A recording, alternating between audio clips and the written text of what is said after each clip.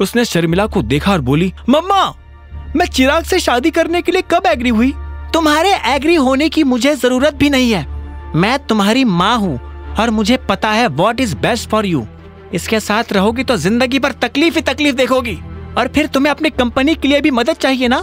चिराग के अलावा तुम्हारी कंपनी को फिर से खड़ा करने में कोई तुम्हारी मदद नहीं कर सकता है। इस पर अनन्या ने कहा, मम्मा ऐसा नहीं है, मैं खुद अकरम सर से बात करूंगी, वो मेरी हेल्प कर सकते हैं। मैं चिराग से शादी नहीं करना चाहती हूँ। तो क्या तुम जिंदगी भर इस आदमी के साथ रहोगी? हाँ बताओ, शर्मिला ने पूछा। नहीं, मैं इन दोनों में से किसी के साथ नहीं रहना चाहती हूँ, अनन्या ने अकड़ के साथ जवाब दी। तुम्हें अकरम की अकरम सर की मदद किस चीज के लिए चाहिए? अभिनव ने माँ और बेटी की बातों के बीच में आकर पूछा। शर्मिला क्या कह रही थी उससे अभिनव को मतलब नहीं था, लेकिन अकरम का नाम सुनकर वो समझ गया था कि वो अनन्या की मदद कर सकता है। जैसे अभिनव ने इतना कहा तो अनन्या और शर्मिला अभिनव को देखने लगे, लेकिन दोनों ने उसे जवाब नहीं दिया।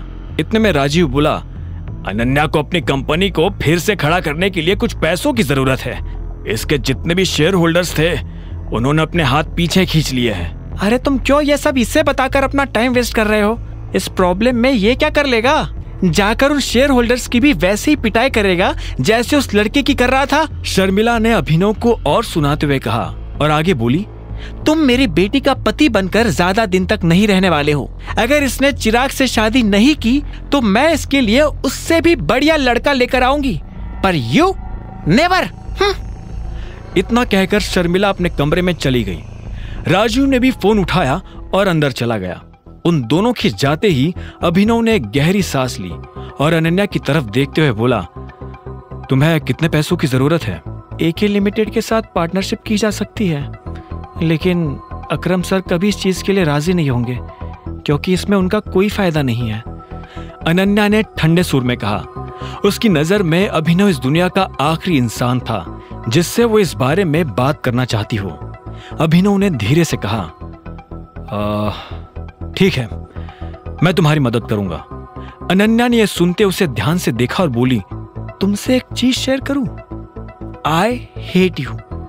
और आज जो तुम करके आए हो ना, उसके बाद तो I hate you a lot. अगर तुम ये सोच रहे हो कि ये मदद नाम का लॉलीपॉप मेरे हाथ में पकड़ाकर तुम मेरी नजर में सही साबित हो जाओगे तो तुम गलत हो। तुम अपने पैसों से एक सूट तो खरीद नहीं सकते, मेरी क्या मदद करोगे? फिर भी if you want to help me then please get out of my life right now. Ananya मेरी बात तो सुनो, अगर एक बार और मेरा नाम लिया तो मैं पुलिस बुला लूंगी। इतना कहकर अनन्या ने गुस्से में अपना फोन उठाया और अपने कमरे की तरफ बढ़ने लगी। अभिनव को समझ नहीं आ रहा था कि वो कैसे अनन्या को समझाए। उसने गहरी सांस ली और हिम्मत करके उसके पीछे जाने लगा। उसने कहा, मैं मजाक नहीं कर रहा हूं, तुम जिस प्रॉब्लम से डील कर रही हो उसमें मैं तुम्हारी मदद कर सकता हूं। यह सुनते ही अनन्या ने चिल्लाते हुए कहा, बकवास करना बंद करो अभिनव, इनफ, तुम कुछ नहीं कर सकते हो। Ananya trust me, I have a job. मैं अकरम सर की कंपनी में मैनेजर की पोस्ट पर काम कर रहा हूं, अभिनव ने आखिर में कहा। यह सुनते ही अनन्या को हंसी आ गई और वो बोली, ओह अच्छा, तो तुम्हें क्या लगता है कि तुम्हारी पोजीशन परमानेंट है? हो सकता है कि आज अकरम सर तुम्हारे ऊपर तरस खा रहे हो, लेकिन कल वो तुम्हें लात मारकर बाहर भी कर सकते हैं। तुम और तुम्हारे जैसे हजारों लोग उसके लिए कुछ भी नहीं है, समझे? इतना लताड़ने के बाद अनन्या अपने कमरे में गई और दरवाजा बंद कर दिया। अभिनव फिर से उसके कमरे के बाहर खड़ा का खड़ा रह गया था। तभी उसके फोन पर एक मैसेज आया। अभिनव ने फोन खोलकर देखा तो पाया ये मैसेज उसके क्लासमेट हरीश का था, वही हरीश जो उसके साथ डिलीवरी कंपनी में जॉब करता था। उस मैसेज में लिखा था, कल शाम को रीयूनियन है, दिए हुए पते पर टाइम से पहुंच जाना। अभिनव जब कॉलेज में पढ़ता था तो सब उसकी गरीबी का मजाक उड़ाते थे। इतने में उसका फोन बज उठा। उसने देखा कि अकरम का फोन था। हेलो टाइगर, मेरी जेनी से बात हो गई थी, तुमने जो कहा है वो हो जाएगा। साथ ही तुम्हारा जो वीडियो इंटरनेट पर वायरल हो रहा है, मैंने उससे हटवाने के लिए बात कर ली है। अभी थोड़ी देर में वीडियो सभी जगह से गायब हो जाएगा। थैंक यू अकरम। और हाँ, मैंने अपना मन बदल लिया है। मुझे तुम मैनेजर से नीचे वाली कोई पोस्ट देना। क्यों? अकरम, असल में मुझे तुम्हारी मदद की जरूरत है।